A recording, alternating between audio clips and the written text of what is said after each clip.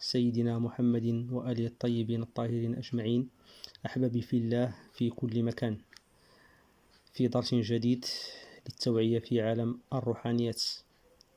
اليوم سأتكلم عن موضوع شائك كيعاني منه بزاف ديال الناس، وهو الشعوذة في الأضرحة.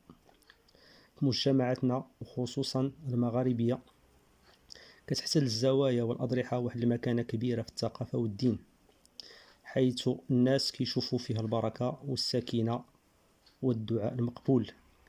الولي الصالح كيتصور في العقل الشعبي كأنه رجل طيب قريب لله ومقامه فيه الخير والبركة، ولكن مع الوقت ولات بعض هاد البلايص وأغلبها مجال للشعوذة والدجل، وتبدل فيها المعنى الروحي الحقيقي بالخرافات والوهم.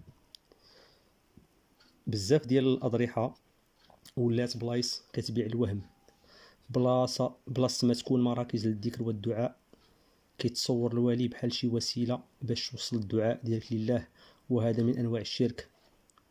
وكيتحول الضريح لباب السماء، كتشوف الناس كيربطوا الثوب في الشباك، كيذبحوا الدجاج ولا الغنم حدا القبة، كيعلقوا حجابات وكيشريو حجابات من عند الفقيه، كيوعدهم بالحماية من العين ولا بجلب الرزق ولا